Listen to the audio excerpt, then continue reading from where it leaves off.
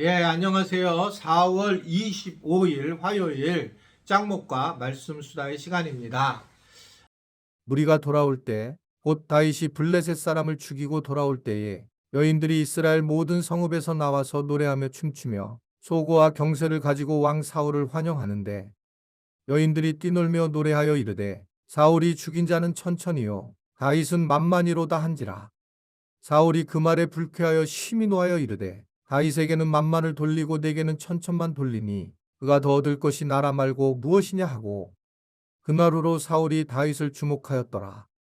그 이튿날 하나님께서 부리시는 악령이 사울에게 힘있게 내림에 그가 집안에서 정신없이 떠들어대므로 다윗이 평일과 같이 손으로 수금을 타는데 그때에 사울의 손에 창이 있는지라.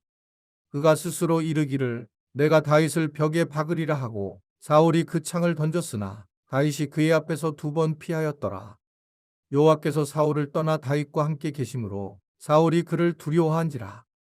그러므로 사울이 그를 자기 곁에서 떠나게 하고 그를 천부장으로 삼음에 그가 백성 앞에 출입하며 다윗이 그의 모든 일을 지혜롭게 행하니라. 여호와께서 그와 함께 계시니라. 사울은 다윗이 크게 지혜롭게 행함을 보고 그를 두려워하였으나 온 이스라엘과 유다는 다윗을 사랑하였으니 그가 자기들 앞에 출입하기 때문이었더라. 사울 왕과 다윗의 아주 미묘한 관계가 계속 진행되는 터에 여러 가지 이제 일들이 드디어 마침내 터지게 되죠. 어떻게 보면 이 사울 왕이 이 정도 안 해도 될 텐데 다윗에 대해서 굉장히 컴플렉스를 느끼는 부분이 나옵니다. 그게 아마도 그 골리앗과의 싸움에서부터 시작된 듯한 해요. 그러면서 그 다윗을 자꾸 올리기도 하지만 나중에 점진적으로 또 죽이려고 하는 상황까지 가게 되는 그런 상황이 이루어졌단 말입니다. 근데 어느 날 사울이 블레셋 사람하고 전쟁을 하고 돌아오는데 그곳에서 이제 여인들이 아이들과 더불어서 아마 놀고 있었던 것 같습니다. 근데 이 여인들이 노는데 그 노는 장면이 이제 노래를 부르는 거죠. 우리가 옛날에 이제 어렸을 때 제가 이 고무줄 놀이 하는 애들이 보면 거기에 이제 그런 노래를 했어요. 지금 생각해보면 진짜 반공 노래인데 무찌르자 공산당 몇 해만이냐. 지금 생각하면 정말 군 노래네요. 근데 고무줄을 아마 아시는 분 아실 거예요. 고무줄을 막 하는 거예요. 그러면 이제 몰래 가서 그 가위로 잘라가지고 고무줄 쨍 해가지고 막 도망가고 그런 때가 있었습니다. 아마 그런 노래 비슷한 것을 불렀는데 그 노래의 내용이 뭐였냐면 사울은 천천히요 다윗은 만만이다 라는 것을 이야기하는 거죠. 여인들과 아이들이 아마 했을 건데 그런데 8절을 보면 사울이 그 말에 불쾌하여 심히 노하여 라고 이르되 이런 말씀이 나와요. 사울이 결국은 이제 그 말에 걸리는 그런 장면입니다. 말에 걸리면서 그가 왕이라는 존재를 잃어버리게 돼요. 말에 걸리게 되면 이렇게 심각한 상황이 되는 겁니다. 그러면 어떤 사람들이 쉽게 말에 걸릴까? 사실은 시기와 질투를 하는 사람들은 거의 대부분 이 상황에 영적으로 굉장히 위험해지는 상황이 되는 걸 볼 수 있습니다. 교회 생활을 하면서 제가 목회하면서 가장 중요하게 여겼던 것은 교인들을 평등하게 대자라고 하는 그런 마음이었습니다.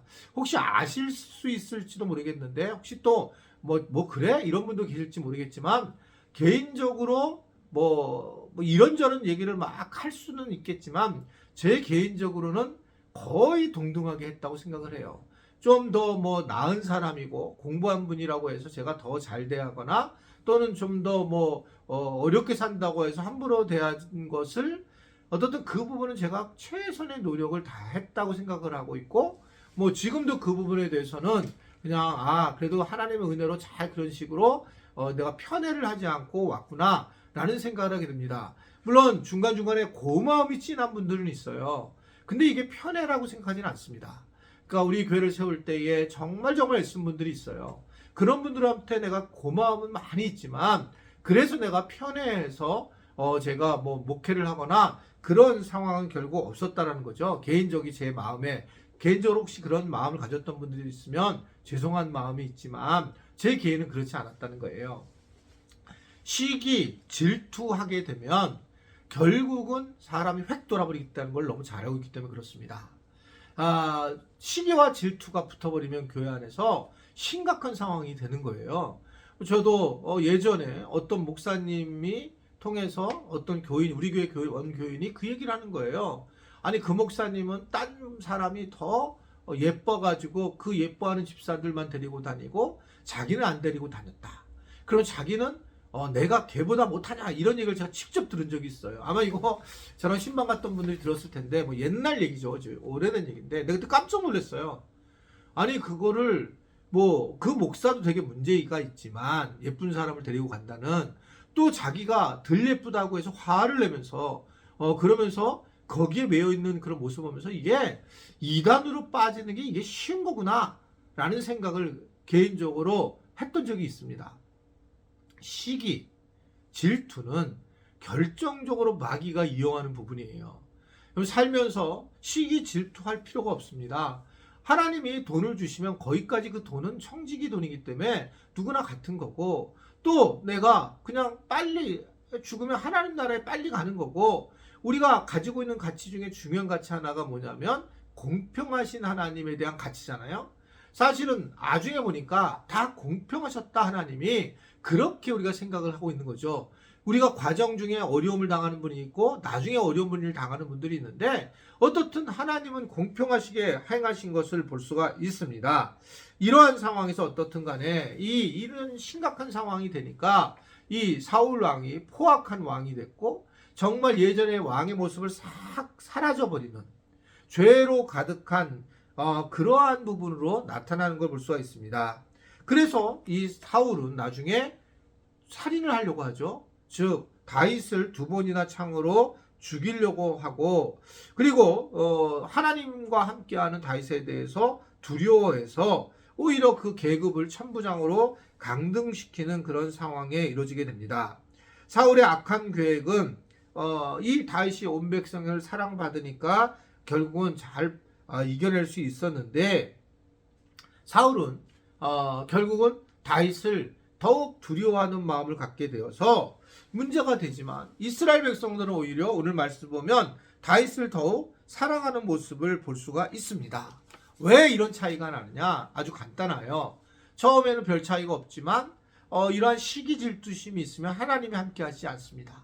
그런데 요나단과 같은 이렇게 사랑을 나누는, 그 우정을 나누는 이러한 모습에 하나님이 함께 하심을 느끼는 거예요.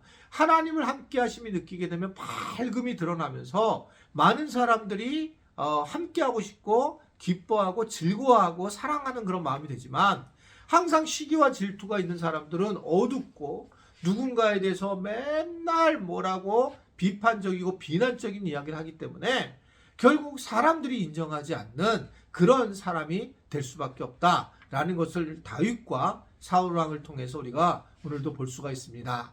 오늘도 세상에 나가 살아갈 때에 시기 질투할 거 없다. 그냥 하나님이 주신 대로 그냥 만족하면 살자. 그냥 없으면 없는 대로, 있으면 있는 대로 교만할 필요도 없고, 또한 비굴할 필요도 없다. 그냥 주님을 믿는 사람들은 주님의 자녀로 이 땅에 살아가는 것이다 라는 생각을 하고 살아가시고, 오늘 말씀을 통해서 사울왕 같은 그런 정말 위험한 상황보다 다윗처럼 항상 기쁨을 드리고 사랑하는 관계가 되어서 빛을 드러내는 그런 은혜들이 곳곳에 있기를 주님의 이름으로 부탁을 드립니다. 기도하겠습니다. 하나님, 우리가 이 세상을 살아갈 때에 잘못하면 시기와 질투로 인해서 사울 왕처럼 살아가서 비참한 상황이 될 수 있을 때가 있습니다. 주님, 우리가 정신을 차리고 늘 다른 사람들을 정말 사랑스럽게 대해서 요나단과 다윗처럼 아름다운 사랑으로 나타나게 되어 많은 사람들 앞에 인정을 받고 하나님께 인정을 받는 우리 모두가 되도록 도와 주옵소서. 예수님의 이름으로 축복하며 기도드리옵나이다. 아멘.